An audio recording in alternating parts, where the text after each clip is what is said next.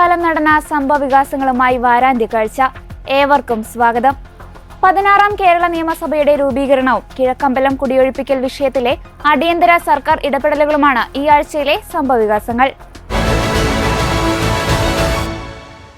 കേരള രാഷ്ട്രീയത്തിലെ പുതിയൊരു അധ്യായത്തിന് തുടക്കം കുറിച്ചുകൊണ്ട് 16ാം കേരള നിയമസഭ നിലവിൽ വന്നിരിക്കുകയാണ്. വൻ ഭൂരിപക്ഷത്തോടെ അധികാരത്തിലേറിയ പുതിയ സർക്കാരിന്റെ സത്യപ്രതിജ്ഞ, സ്പീക്കർ തെരഞ്ഞെടുപ്പ് എന്നിവയാണ് ഈ ആഴ്ചയിലെ സംഭവവികാസങ്ങൾ. 2026 മെയ് 18 തിങ്കളാഴ്ച തിരുവനന്തപുരം സെൻട്രൽ സ്റ്റേഡിയത്തിൽ വെച്ച് ജനസാഗരത്തെ സാക്ഷിയാക്കി കേരളത്തിന്റെ 13ാമത് മുഖ്യമന്ത്രിയായി വി.ഡി. സതീശൻ സത്യപ്രതിജ്ഞ ചെയ്ത് അധികാരമേറ്റു. ഗവർണർ രാജേന്ദ്ര അർലേക്കർ സത്യവാചകം ചൊല്ലിക്കൊടുത്തു. മുഖ്യമന്ത്രിക്ക് പിന്നാലെ 20 അംഗ മന്ത്രിമാരും സത്യപ്രതിജ്ഞ ചെയ്തു. പി.കെ. കുഞ്ഞാലിക്കുട്ടി രണ്ടാമതായും രമേശ് ചെന്നിത്തല മൂന്നാമതായും സത്യപ്രതിജ്ഞ ചെയ്ത ഈ മന്ത്രിസഭയിൽ ഭൂരിഭാഗം പേരും ദൈവനാമത്തിലാണ് അധികാരമേറ്റത്. ഷിബു ബേബി ജോൺ, സി.പി. ജോൺ എന്നിവർ സഗൗരവവും കെ. മുരളീധരൻ ഇംഗ്ലീഷിലും സത്യവാചകം ചൊല്ലി എന്നത് ഈ ചടങ്ങിന്റെ പ്രത്യേകതയായിരുന്നു. കോൺഗ്രസ് അധ്യക്ഷൻ മല്ലികാർജുൻ ഖാർഗെ, രാഹുൽ ഗാന്ധി, പ്രിയങ്ക ഗാന്ധി, കർണാടക, തെലങ്കാന, ഹിമാചൽ പ്രദേശ് മുഖ്യമന്ത്രിമാർ, പ്രതിപക്ഷ നേതാവ് പിണറായി വിജയൻ തുടങ്ങിയ പ്രമുഖരുടെ വൻ നിര ചടങ്ങിൽ സന്നിഹിതരായിരുന്നു. മന്ത്രിസഭ നിലവിൽ വന്നതിന് പിന്നാലെ 16ാം നിയമസഭയിലെ നിയുക്ത എം.എൽ.എമാരുടെ സത്യപ്രതിജ്ഞാ ചടങ്ങുകൾ വ്യാഴാഴ്ച രാവിലെ 9 മണിയോടെ ആരംഭിച്ചു. അമ്പലപ്പുഴ മണ്ഡലത്തെ പ്രതിനിധീകരിക്കുന്ന മുതിർന്ന നേതാവ് ജി. സുധാകരനായിരുന്നു pro tem speaker. ബുധനാഴ്ച രാജ്ഭവനിൽ ഗവർണർക്ക് മുൻപാകെ അദ്ദേഹം സത്യപ്രതിജ്ഞ ചെയ്തിരുന്നു. തുടർന്ന് വ്യാഴാഴ്ച സഭയിൽ അക്ഷരമാല ക്രമത്തിൽ അംഗങ്ങൾ സത്യപ്രതിജ്ഞ ചെയ്ത ചടങ്ങിൽ കളമശ്ശേരി എം.എൽ.എയും ഫിഷറീസ് മന്ത്രിയുമായ വി. അബ്ദുൾ ഗഫൂറാണ് ആദ്യമായി സത്യവാചകം ചൊല്ലി അധികാരമേറ്റത്. മെയ് 22 വെള്ളിയാഴ്ച നടന്ന സ്പീക്കർ തെരഞ്ഞെടുപ്പ് കേരള നിയമസഭയുടെ ചരിത്രത്തിൽ സമാനതകളില്ലാത്തതായിരുന്നു. ചരിത്രത്തിലാദ്യമായി 3 മുന്നണികളുടെ സ്ഥാനാർത്ഥികളാണ് സ്പീക്കർ പദവിയിലേക്ക് മത്സരിച്ചത്.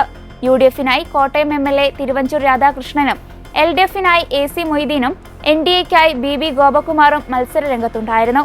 മുഖ്യമന്ത്രി വി.ഡി. സതീശൻ ആദ്യ വോട്ട് രേഖപ്പെടുത്തിയ തെരഞ്ഞെടുപ്പിൽ ആകെ 139 അംഗങ്ങൾ വോട്ട് രേഖപ്പെടുത്തി. പ്രോട്ടേം സ്പീക്കറായതിനാൽ ജി. സുധാകരൻ വോട്ട് ചെയ്തില്ല. മത്സരത്തിനൊടുവിൽ 101 വോട്ടുകൾ നേടി തിരുവഞ്ചൂർ രാധാകൃഷ്ണൻ 16ാം നിയമസഭയുടെ നാഥനായി തെരഞ്ഞെടുക്കപ്പെട്ടു. എ.സി. മൊയ്തീന് 35 വോട്ടും ബി. ഗോപകുമാറിന് 3 വോട്ടും ലഭിച്ചു. സ്പീക്കറായി തെരഞ്ഞെടുക്കപ്പെട്ട തിരുവഞ്ചൂർ രാധാകൃഷ്ണനെ മുഖ്യമന്ത്രിയും പ്രതിപക്ഷ നേതാവും അഭിനന്ദിച്ച് സംസാരിച്ചു. തിരുവഞ്ചൂർ രാധാകൃഷ്ണന്റെ നിയമസഭാ പ്രവർത്തന ചരിത്രം ചൂണ്ടിക്കാണിച്ചായിരുന്നു മുഖ്യമന്ത്രി വി.ഡി. സതീശന്റെ അനുമോദന പ്രസംഗം. സുദീർഘമായ പ്രവർത്തന പരിചയമാണ് തിരുവഞ്ചൂർ രാധാകൃഷ്ണനുള്ളതെന്ന് പ്രതിപക്ഷ നേതാവ് പിണറായി വിജയൻ അനുമോദന പ്രസംഗത്തിൽ ചൂണ്ടിക്കാണിച്ചു. അങ്ങയെക്കുറിച്ച് ബഹുമാനപ്പെട്ട മുഖ്യമന്ത്രി പ്രകടിപ്പിച്ച എല്ലാ അഭിപ്രായത്തോടും യോജിക്കുകയാണ്. കേരള നിയമസഭയുടെ ബഹുമാനപ്പെട്ട സ്പീക്കറായാണ് അങ്ങ് തിരഞ്ഞെടുക്കപ്പെട്ടിരിക്കുന്നത്. ഹാർദമായ അനുമോദനം അങ്ങേക്ക്. ഇവിടെ പ്രസ്താവിച്ചതുപോലെ സുദീർഘമായ നിയമസഭാ പരിചയമാണ് അങ്ങേക്കുള്ളത്.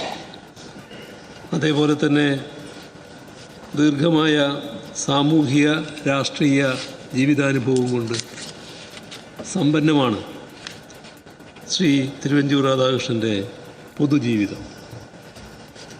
ഒപ്പം നേരത്തെ പറഞ്ഞതുപോലെ വിവിധ വകുപ്പുകളുടെ ചുമതല വഹിച്ച മന്ത്രി എന്ന അനുഭവ പശ്ചാത്തലവും അങ്ങേക്കുണ്ട്. ഭരണപക്ഷത്തും പ്രതിപക്ഷത്തും ഇരുന്ന അനുഭവങ്ങളുമുണ്ട്.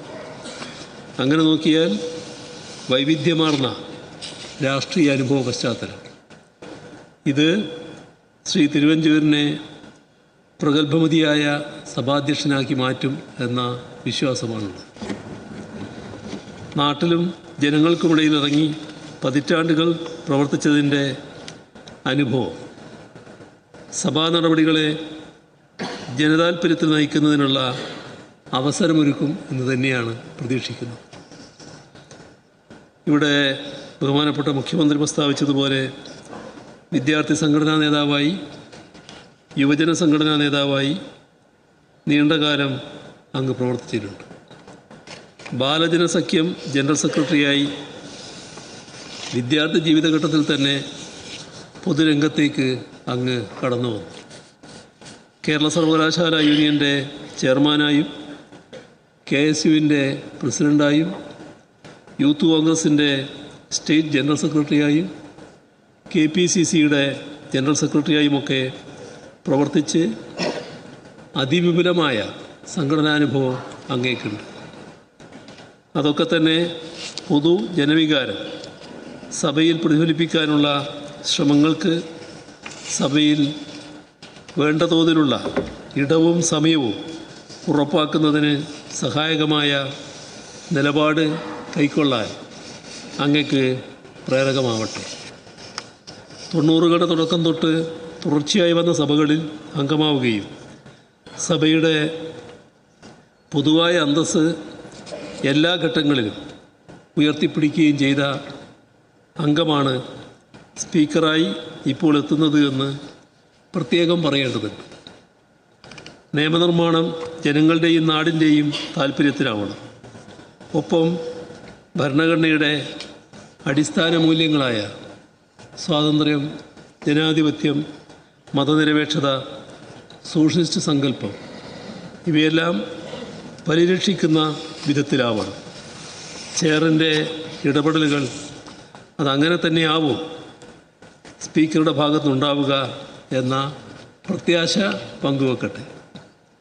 GB മാവലങ്കർ മുതൽ ഇങ്ങോട്ടുള്ള നിരവധി ലോക്സഭാ സ്പീക്കർമാരും ശങ്കരനാരായണൻ തമ്പി മുതൽക്കുള്ള പല നിയമസഭാ സ്പീക്കർമാരും കാട്ടിയ മഹത്തായ മാതൃകകൾ നമ്മുടെ മുൻപിലുണ്ട്. സഭാ നടപടിക്രമം സംബന്ധിച്ച് MN കൗളും SL ശാക്തറും മുൻപോട്ട് വെച്ച തത്വങ്ങൾ നമ്മുടെ മുൻപിലുണ്ട്. ഗാർഡിയൻ ഓഫ് ദ ഹൗസ്, അതായത് സഭയുടെ രക്ഷിതാവായാണ് സ്പീക്കറെ കൗളും ശാക്തറും നിർവഹിച്ചിട്ടുള്ളത്. As the principal spokesperson of the House, the Speaker represents its collective voice എന്നും അവർ പറഞ്ഞു വെച്ചിട്ടുണ്ട്. സ്പീക്കർ സഭയുടെ കളക്റ്റീവ് വോയിസിൻ്റെ വക്താവാകുന്നത് അദ്ദേഹം പ്രതിപക്ഷ ശബ്ദത്തെ കൂടി അംഗീകരിക്കുമ്പോൾ മാത്രമാണ്. വിപുലമായ അധികാരങ്ങളാണ് സ്പീക്കർക്കുള്ളത്. അത് ഭരണഘടനാ മൂല്യ ധ്വംസനം ഉണ്ടാവാതെ നോക്കൽ, അതുമുതൽ rules of procedure, conduct of business, സഭാ കീഴ്വഴക്കങ്ങൾ തുടങ്ങി പല മേഖലകളിലായി വ്യാപിച്ചു കിടക്കുന്നതാണ്.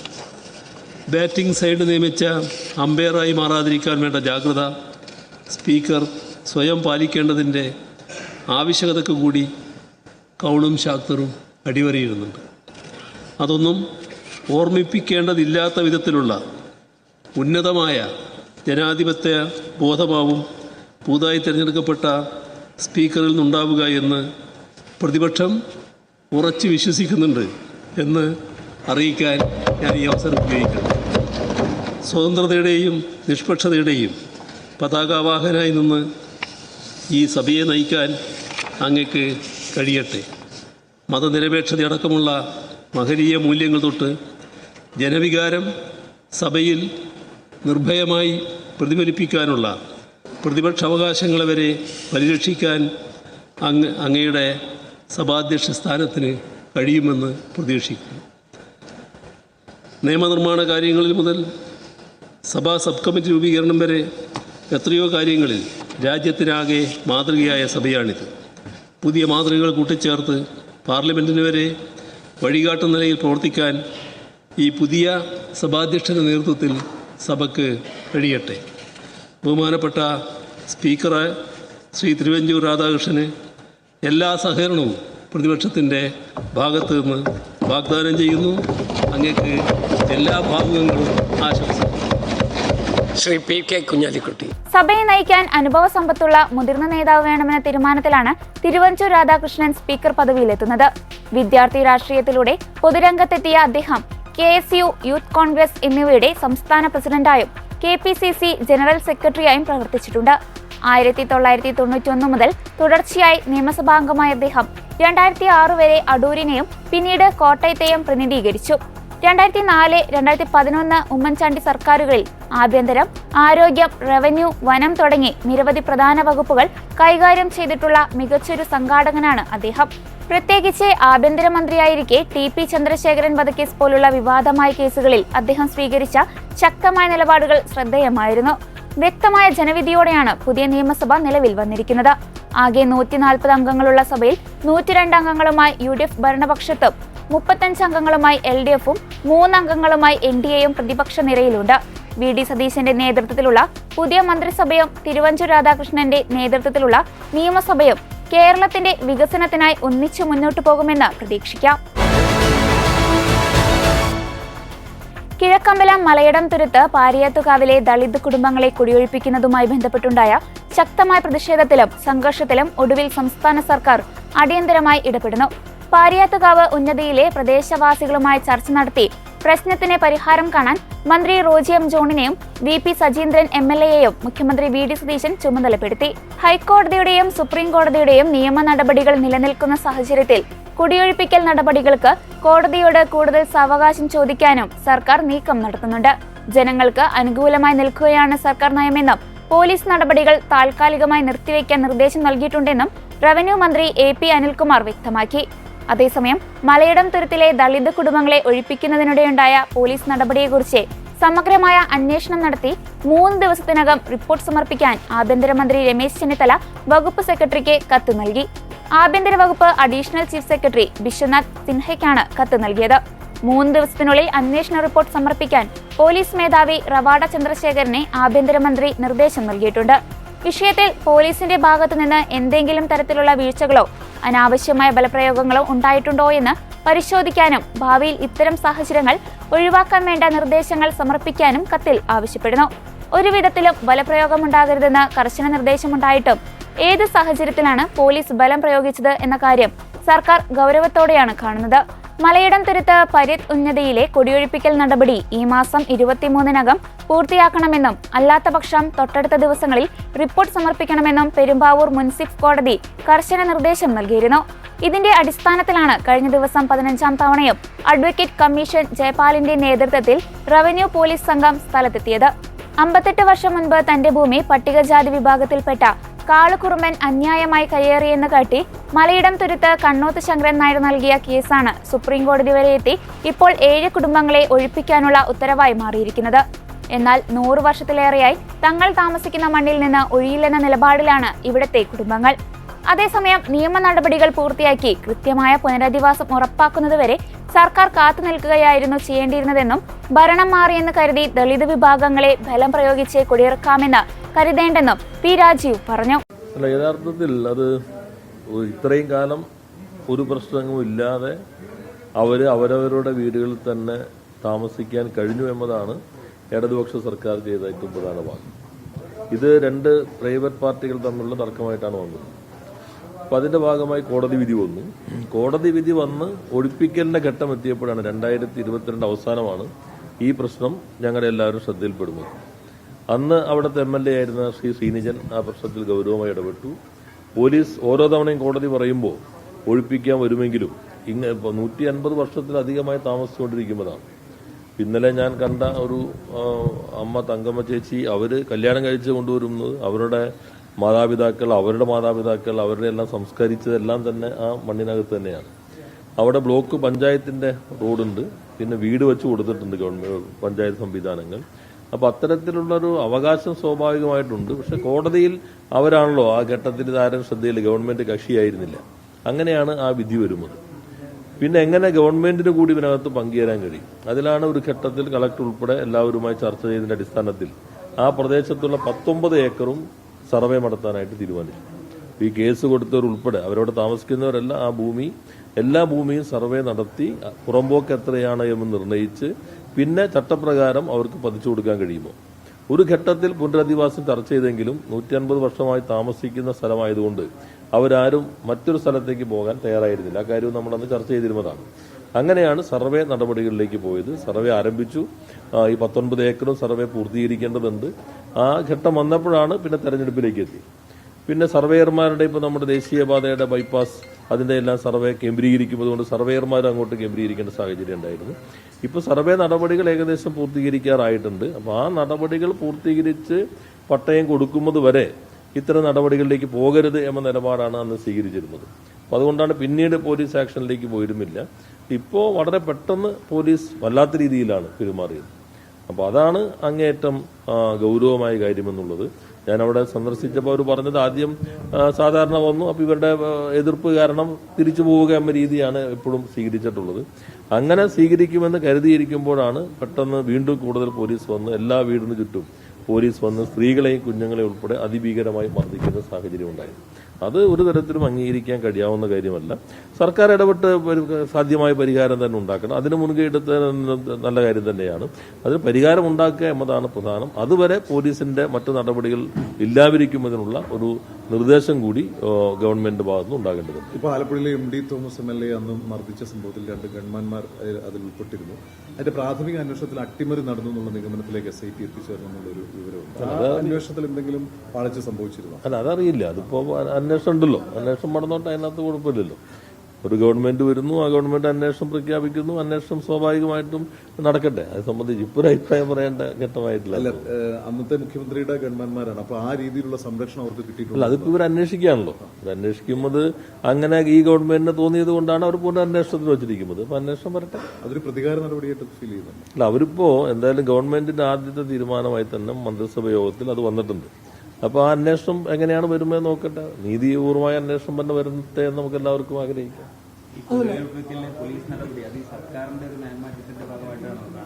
അതിൽ സംശയമുള്ളത്, ഇത്രയും 14 തവണ പോലീസ് വന്നിരുന്നു. ഓരോ തവണ കോടതി പറയുമ്പോൾ സ്വാഭാവികമായിട്ടും പോലീസിന് വരേണ്ടി വരും. പക്ഷെ അവിടുത്തെ നിലനിൽക്കുന്ന യാഥാർത്ഥ്യം കുറച്ച് ഗൗരവമുള്ളതാണ്. അതുകൊണ്ടാണ് എല്ലാവരും അതിനെ ഈ 14 തവണയും ശ്രീനിജൻ അവിടെ നേരിട്ട് പോയിട്ടുണ്ട്. MLA എന്ന നിലയിൽ അദ്ദേഹം തന്നെ നേരിട്ട് അവിടെ പോയിരുന്നു. ആ ഘട്ടത്തിലെല്ലാം മന്ത്രിയായിരുന്ന പ്രവർത്തിച്ച സമയമായതുകൊണ്ട് എന്നോട് സംസാരിച്ചിരുന്നു. ആ സംസാരത്തിന്റെ കൂടി അടിസ്ഥാനത്തിൽ കളക്ടർ ഉൾപ്പെടെ ഇടപെട്ടിട്ടാണ് ഈ അങ്ങനെ ഒരു പ്രശ്നത്തിലേക്ക് പോകാതിരുന്നത്.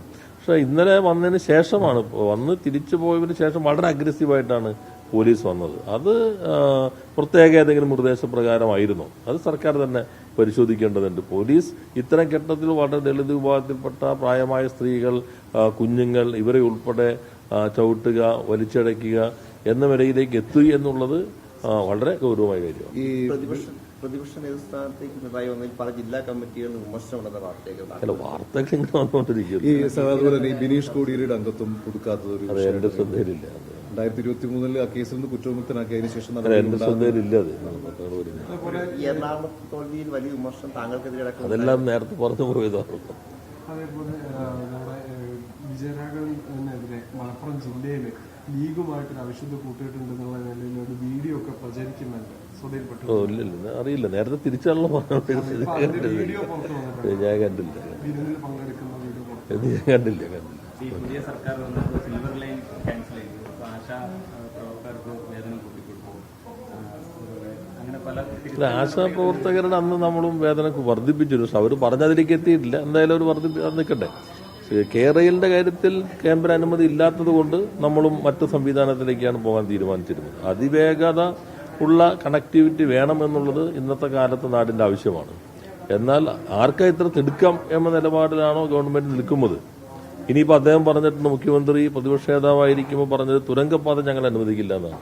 വയനാട് തുരങ്കപ്പാത ഇനിയിപ്പോൾ അത് നിർത്തിവെക്കുമ്പോൾ തീരുമാനമായിരിക്കുമോ അടുത്ത് വരാൻ പോകുന്നത്? ഇപ്പോൾ ഗവൺമെന്റ് പ്രതിപക്ഷ സമയത്ത് പല ഘട്ടങ്ങളിലും പറഞ്ഞിട്ടുണ്ടാവും. പക്ഷെ നമ്മുടെ നാടിന്റെ വികസന കാര്യങ്ങളിൽ അവധാനതയോടുകൂടി നിലപാട് സ്വീകരിക്കും. വേറെ ഏതാണ് ബദൽ എന്ന് ഗവൺമെന്റ് മുന്നോട്ട് വയ്ക്കട്ടെ. അപ്പോൾ ആ ഘട്ടത്തിൽ നമുക്ക് ചർച്ച ചെയ്യാം. അത്തരം എന്തെങ്കിലും നീക്കം സർക്കാരിന്റെ ഭാഗത്തുണ്ട്, ഒരു ബദൽ പദ്ധതി എന്നുള്ള രീതിയിൽ? അതറിയില്ല. ഇപ്പോൾ അവർ കേരളയിൽ അത് വിജ്ഞാപനം റദ്ദാക്കി. നമ്മളത് നിലനിൽക്കുമ്പോൾ തന്നെ ഒരു റാപ്പിഡ് ട്രാൻസ്പോർട്ട് സിസ്റ്റം, വേഗതയേറിയ സംവിധാനം എന്നുള്ളത് അത് യഥാർത്ഥത്തിൽ നമ്മുടെ ഭാഗത്തു നിന്നല്ല. എറണാകുളത്ത് അർബൻ കോൺക്ലേവ് നടക്കുമ്പോൾ കേന്ദ്ര നഗര വികസന മന്ത്രി തന്നെയാണ് ഇങ്ങനെ ഒരു പദ്ധതി നിങ്ങൾ സമർപ്പിക്കുകയാണെങ്കിൽ യൂണിയൻ ഗവൺമെന്റ് പോസിറ്റീവായിട്ട് അതിനെടുക്കും, കേരളത്തിന് അതിനുള്ള എല്ലാ അർഹതയും ഉണ്ട് എന്ന് അദ്ദേഹം മുഖ്യമന്ത്രി അന്നത്തെ മുഖ്യമന്ത്രി ഞങ്ങളെല്ലാവരും ഇരിക്കുന്ന വേദിയിൽ വെച്ചിട്ടാണ് പ്രഖ്യാപിച്ചത്. ആ പ്രഖ്യാപനത്തിന്റെ കൂടി അടിസ്ഥാനത്തിലാണ് റെയിൽവേയുടെ കീഴിൽ വരുന്നതല്ല അങ്ങനെ ഒരു പദ്ധതി തയ്യാറാക്കാനായിട്ട് തീരുമാനിച്ചിട്ടുള്ളത്. ഇനി അതല്ല വേറെ ഏതാണ്? എന്തായാലും ഞങ്ങളുടെ അഭിപ്രായം കേരളം പോലെ ഒരു സംസ്ഥാനത്ത് വേഗതയുള്ള കണക്ടിവിറ്റി സംവിധാനം വേണം. വളരെ നഗരവൽകൃതമാണ്. നിങ്ങൾക്കറിയാം, നമ്മുടെ വ്യവസായ മേഖല, IT മേഖല വലിയൊരു മുന്നേറ്റം കഴിഞ്ഞ കാലങ്ങളിൽ ഉണ്ടാക്കാൻ കഴിഞ്ഞിട്ടുണ്ട്. അത് തുടരണം. ഏത് ഗവൺമെന്റ് ആണെങ്കിലും ഇത്തരം കാര്യം തുടരണമല്ലോ. അത് തുടരണമെങ്കിൽ അതിനാവശ്യമായ പശ്ചാത്തല സൗകര്യങ്ങൾ ഉണ്ടാകണം. അതിന്റെ ബദൽ എന്താണെന്ന് ഇതില്ല എന്ന് പറയുമ്പോൾ തന്നെ പ്രഖ്യാപിക്കാനോ അല്ലെങ്കിൽ അതിനെക്കുറിച്ച് പഠിക്കാനോ ഗവൺമെന്റ് തയ്യാറാകേണ്ടതുണ്ട് എന്നാണ് എന്റെ അഭിപ്രായം. ഇതോടെ വാരാന്ത്യ കാഴ്ച പൂർണ്ണമാകുന്നു. അടുത്ത ആഴ്ച വീണ്ടും കാണാം. നന്ദി.